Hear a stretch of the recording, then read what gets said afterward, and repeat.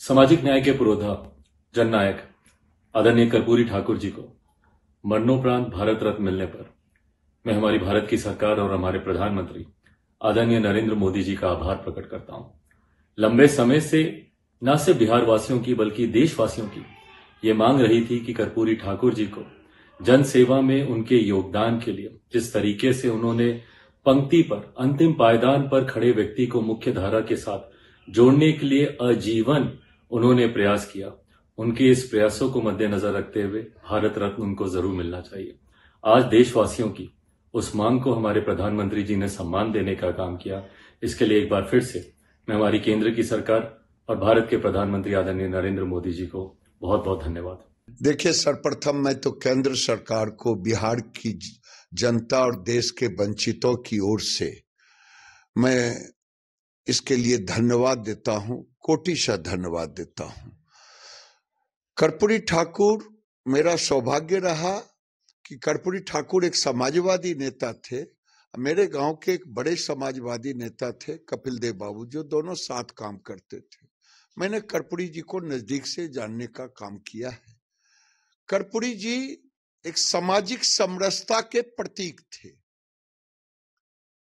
सामाजिक समरसता के प्रतीक जब हम बोलते हैं तो मैंने देखा है जब 77 में बिहार में जनसंघ सोशलिस्ट सबकी सरकार थी, जनता पार्टी, उसमें एक आरक्षण का फॉर्मूला बना था कैलाशपति मिश्र और कर्पूरी जी मिलकर के।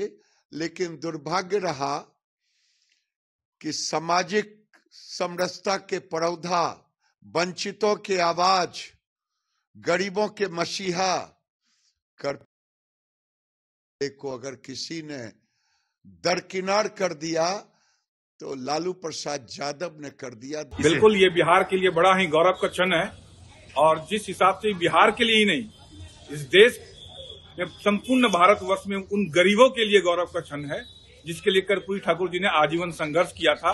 और मैं धन्यवाद देता हूं भारत के यशस्वी प्रधानमंत्री नरेंद्र मोदी जी को, जिन्होंने इस देश के गरीबों का दर्द समझा, इस गरीबों के लिए किए जाने वाले कार्यों को समझा और कर्पूरी ठाकुर जी को उचित सम्मान दिया। बिहार में राजनीति हो रही थी, कर्पूरी जयंती, कर्पूरी ठाकुर, भारत रत्न देने की बात हो रही थी। सारे राजनीति का पटक्षेप इसको माना जाए। बिल्कुल, ये 100वां जयंती था, जन शताब्दी हम लोग कर्पूरी ठाकुर जी का कल मनाने जा रहे थे और इस 100वें जन्मदिन पे जो ये तोहफा मिला है भारत रत्न का, निश्चित तौर पर जो नया अध्याय जिसकी जिक्र माननीय प्रधानमंत्री जी ने कल राम मंदिर के उद्घाटन के समय में कहा था कि एक नया अध्याय लिखा जाएगा।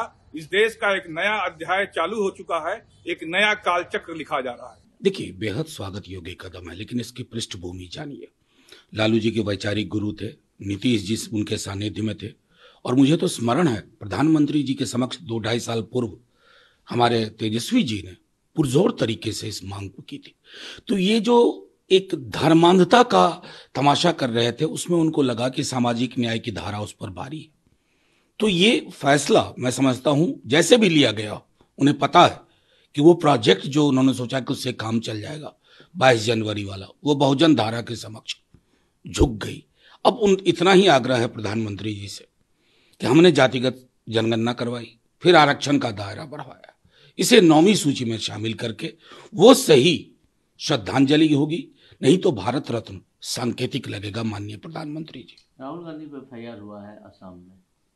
देखिए, मैं जान रहा हूं कि हर कोई जो इस सत्ता के खिलाफ सड़कों पे उतरेगा या सदन में बोलेगा या अपनी बात रखेगा या लिखेगा, उस पर किसी न किसी प्रकार की दबिश की कार्रवाई होती है। उसी के संदर्भ में इसे देखा जाना चाहिए।